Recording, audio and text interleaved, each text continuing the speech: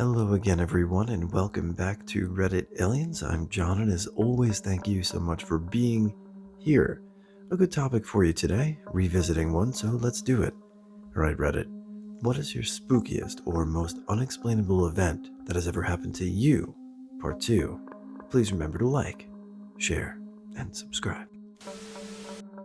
I was a kid, but a teenager, old enough to know that Santa Claus didn't exist, but one Christmas Eve was staying at my uncle's old farmhouse. In the middle of the night, I awoke to the sight of an old man looking exactly like the typical Santa. I was so confused and scared, so I just kept my eyes closed and eventually fell back asleep. Told my family about this mysterious Santa visit, and to my surprise, no one ridiculed me for thinking I saw Santa. Instead, they determined I was old enough to know the truth about the former owner of the farmhouse. He was a real person who was sadly found dead with suspicious conditions. Turns out, my uncle had had plenty of odd occurrences throughout his time living there. Never anything hurtful or violent, but definitely his presence was known. What really sealed the deal was when they showed me a picture of said previous owner, Saul. And what do you know? He had a remarkable resemblance to Santa. Rest in peace, Saul. This story is from a childhood friend who told me this, and it is still unnerving to this day. She was genuinely freaked out, and her family even backed up her claims, so here goes. Basically, my friend and her family moved into this rental property, which my friend said was haunted. It gave everyone an off feeling. Those who visited or stayed over would mention it. I myself experienced this odd feeling of foreboding whenever I went over there, and believed in the consensus that the house was haunted. It honestly felt oppressive in the house, and you would feel this pitiful dread that is hard to compute into words and was extremely uncomfortable to experience, to say the least. Anyway, this particular inexplicable event, that is the basis of this post, was enough for my friend's family to pack up and stay with relatives until they moved out permanently. On this fateful afternoon, my friend had arrived back home from the park and heard an argument taking place in the kitchen between her mom and dad. My friend thought this was odd, as both her parents should be at work, so she called out, "Mom?" before unlocking the front door and going inside. My friend said the house fell instantly silent, an uncanny silence, like all the air had been sucked out of the place and felt stifling and wrong. Then her mom said, "Hey, friend's name, we're just in here." My friend was just outside and closed the kitchen door at this point and froze beyond opening. It was her mother's voice, but there was something off, like the cadence was missing, that made it her mother. It sounded flat and unnatural. My friend decided to bolt back out the front door and wait outside until her brother came home, but she said as she turned back to the house, she saw her mother peering at her from the lounge room window. But it wasn't her mother. The face was the same, everything was the same, but her face was devoid of anything that made it her mother. There was no recognition on her mother's face. There was no indication that she was looking directly at her daughter. There was no emotion in the expression, nothing. The eyes looked unstaring and utterly blank. My friend screamed and ran down the street to her mother's work and confirmed that she was there all this time and had never been home. Initially, my friend's mother reasoned that someone must have broke in, but a later investigation proved nothing had been stolen, and the back door was locked, as was the front door, when my friend came home. No one could rationalize who my friend saw in the window and why it looked so much like her mother, but not fully human. So that was the deciding factor to nope the F out of there and find somewhere else to live. The landlord of the house denied anything like this happening when they lived there, but did admit tenants didn't stay long, saying there is something wrong in the house. My friend also told me she was the only one who actually saw anything definitively sinister in the house, but her family said they definitely felt an evil presence there, which manifested into the doppelganger experience my friend had. Utterly terrifying. Okay, so when I was about 9 years old, it was late at night. I'm asleep in my room, and my younger sister, 8, is asleep down the hall in her room. It's not uncommon for us to run into each other's rooms if we have a nightmare. You know that whole trying to outrun the demons, just run and jump into the other's bed? Well, this night, I literally wake up out of a dead sleep. It's dark. The moon is high outside my window, and my sister is standing in my doorway. It's not debatable that it's her. Her height, her stupid haircut, down to the New Kids on the Block oversized t-shirt nightgown from my mom's youth. But she's just standing there, one hand on the doorknob, other hand on the doorframe, staring at me, silent. I look at her for a minute, and then, kind of annoyed, I throw my blanket open. Come on in if you're coming in here. She doesn't move, doesn't say anything. She's still staring. And I'm not even creeped out at this point. I'm just annoyed and sleepy, and white trash, lol. So I get up and go hit her. I know, it's a garbage pail kid thing to do, but I'm just being honest. Our parents didn't teach us self-regulation. It is what it is. I'm better now, lol. I jump out and stomp over to where she is and stop about arm's length in front of her. She's still silent, still staring. Now I'm a little creeped out. What are you doing? And I swipe at her overhand. She disappears as my hand falls. Like, not dissipates into nothing, like straight up is just gone. I look back at my bed. I look in the hallway. Nothing. So now I run to her room down the hallway because it's that time. Nightmare time. Zoom. Jump, wrestle into her covers, and when I get there, I notice she is there, thank God, but she's shaking violently. She's having an effing seizure. So then I go into full tilt alarm, run to my parents' room, turn all the lights on, yelling that sister is having a seizure. We go to the emergency room, and she gets her diagnosis of childhood epilepsy. I also didn't even know what a seizure was when I started yelling about this, which was also weird. I honestly think to this day that she astral projected or something. That bitch found a way to come get me because she was in trouble in her bed. Sure, I could totally believe that. The bond between brother and sister or sister and sister is very strong, so sure. When I was 6, my mom was driving my 3 siblings and me somewhere home during rush hour traffic. She ran out of gas on a major highway. We panicked for a while. My siblings were freaking out. This was 20 years ago. After about 10 minutes or so, my mom, Brick's phone had died, and we're basically stranded in rush hour with 4 kids on a major highway. Eventually, someone stops. I remember it so clearly. He was this tall black man with a white beard and white hair, wearing a white suit, driving a big cream-looking Lincoln-type car. He had Riv's incredibly calm demeanor. He pulls a gas tank out of his back seat that has virtually nothing else in it besides the gas can, and said he'd be back in 10 minutes. Sure enough, 10 minutes later, by some miracle, this guy drives through the grassy median, crossed 4 lanes of rush hour traffic, going 70 miles per hour, with the gas. My mom asked for his phone number to repay him and send a thank you note, and he gave us his business card. He was a pastor at a church.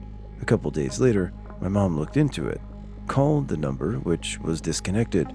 She called around the area it was supposedly located in, and residents say they'd never heard of it. The church basically didn't exist. To this day, every time I retell it, I get chills. I don't know if it was a guardian angel, but it's always been a very weird and unexplainable event that gives me a weird vibe when I recall it. When I was in college, a guy started chatting me up in the on-campus Starbucks. He walked me to my class and then got disoriented and said, "For some reason I can't remember where the business building is," so I gave him directions. When I went to look him up on Facebook that evening, I found a memorial group for him. He was a student at my college who died in a car wreck before he even attended. Not sure why his ghost was lingering on campus, but I hope he made it across before too long. Never saw him again. Was camping with my wife, sitting around the campfire. Started to pour rain, so we went back inside the tent. Inside the tent, the rain was so heavy we couldn't hear anything over the pitter-patter hitting the tent. We decide to change our clothes and call it a night. We get into our sleeping bags and turn out the light and hear leet, leet, leet, again, leet, leet, leet, like the sound of a Motorola phone would make when the battery was dying. Only thing was, We don't have phones that make that sound, and our phones are turned off. Miles from anyone, pouring rain. Can't hear if someone is walking up to your tent. Can't tell if someone walked away from your tent. We were trapped inside this canvas death trap with only one exit. We froze and waited for what seemed like hours. Eventually, I grabbed my gun and light and made a dash for the door, trying to get out as fast as I could. Once out, I ran around my tent. Nothing. No one. Not a sign of life anywhere. We grabbed our valuables and decided to make the 10-minute trek to our car. We made it safe, drove an hour home, and slept better than we would have if we stayed. The next day, we drove back to get our stuff. When we got to our tent, it didn't look like anything had been messed with, nothing out of place. Once we got home and unpacked, my wife couldn't find her underwear. None of them. Literally, nothing else was missing from our stuff. It was the wildest and creepiest experience of our life. I mean, underwear thieves in the wild are pretty wild. See what I did there? Anyway, I love camping, but when you lose that sense of hearing, it can be pretty freaky. Shortly after my mother-in-law died, my husband was in our kitchen in the early morning hours, 6 to 6:30 a.m. I was upstairs getting the kids ready for school. I heard a loud noise and ran downstairs to check if he was okay. He was standing there with a shocked look on his face, and I saw all my cookbooks and recipes all over the floor. They were kept in a cabinet above the countertop. He said, "Those literally just flew out of the cabinet." I was like, "What the F?" He had been standing making lunches at least 6 feet from the cabinet, and he said the cabinet opened and the books and recipes flew out, not dropped to the counter, flew across the kitchen floor. Here's where it gets crazy. There was one recipe all alone on the floor with nothing else around it. It was his mom's recipe for cheesecake, which was his absolute favorite thing she ever made. She had handwriting it for shortly before she died, so I could continue to make it for him.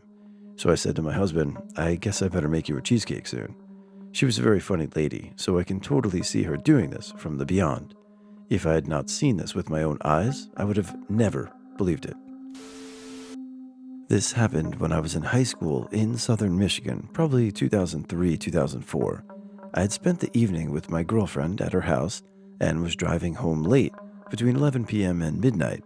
My car was on low gas, and the gas station in the nearby village was already closed, so I decided to go a little out of the way to a 24-hour truck stop gas station along the highway to fill up the tank. Usually, I would follow the direct route back to my family's house out in the countryside from the village, but it's easier to take an alternate route back from this truck stop, so that's what I decided to do. This was a pitch-black night, probably a new moon or heavily overcast. I was driving down this country road and approaching a T intersection indicated by a large yellow sign on the right side of the road. People see these road signs every day, so everyone has a pretty good idea about how big and tall they are, about a yard wide and 7 to 8 feet off of the ground. As I got closer to the sign, I saw a large, low, dark shape dash across the road from left to right, just out of the range of my headlights. Naturally, I slowed down, being used to seeing deer on the road, but it was quickly becoming clear that the thing was no animal I'd ever seen before. Once it had reached the right side of the road, it reared up and stood on its hind legs right in front of the yield sign, almost completely obscuring the sign itself. It was covered in jet black hair, so dark that I couldn't make out any details except for the broad shoulders and reflective, pale eyes. Safe to say, I noped right the F out of there as fast as I could. Whatever it was, I hope I never see it again. It gives me chills to this day when I recall the event, and I really try not to think about it when I have to leave my car to open the gate at the end of my family's driveway, or when I sometimes have to help tend to the horses late in the evening. I've told only a few people of this and posted it once in a glitch group, which I don't know if you can call it a glitch, paranormal, or just unexplainable, but here it is.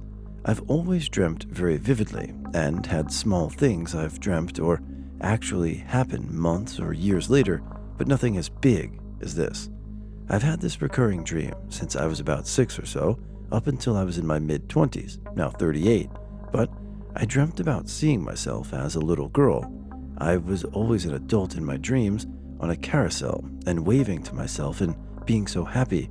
I was wearing a romper that were popular attire in the 80s for little girls and became popular again within the past 5 years or so, and a pair of sandals. I always wondered why I would dream of this, like maybe something traumatic happened and my brain was trying to remember or some shit, but turned out to be quite the opposite.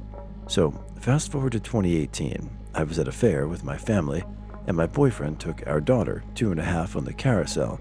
As I waited, taking pics, being so giddy and happy. I had miscarried 1.5 years before getting pregnant with her, and it was really, really hard on my mental health. I didn't realize it at the time, until I was going through the pics later on, that it was that dream I had of, and on and off for years. It was my future daughter I was seeing in my dreams all along, not myself. Same outfit and shoes, same overwhelmingly happy feeling for just a regular day at the fair. Everything was just the same. I cry just thinking about it. I know some people don't believe me, but I don't care. It's a magical thing that I experienced, and I pull up the photo of her from that day from time to time and just am in complete shock over it to this day. What a wild and cool thing to experience. Thankful for places like this where I can share my experience with others openly. Thanks, Reddit. LOL. We cover a lot of dark topics here and dark posts about sometimes the worst day or moment in this person's life. So this was refreshing. Thanks. I like it. The 3-story house that I grew up in was built in 1965. My parents purchased the home in 1997, right before I started first grade. My parents, sister, and I lived upstairs while my grandma lived on the second floor by herself. My grandma would babysit me while my parents were at work, so she would walk upstairs at least twice a day to check on me. My grandma would always wear these slippers that were very heavy, so it was easy to hear her footsteps, even from downstairs. It must have been a Saturday or Sunday since I didn't have school. I was by myself upstairs, alone in my room, playing with my Game Boy, sitting with my back facing my bedroom door. I heard the unmistakable sound of my grandma walking up the stairs to check on me. I heard her proceed up the stairs, walk down the hallway, and stop in front of my door. I felt like she was about to say something, so I looked over to meet her gaze, but there was no one standing there. I instantly felt startled and ran out of my room to check the hallway and stairs. No one else was upstairs besides me. I found my grandma downstairs, sitting on the couch, watching television.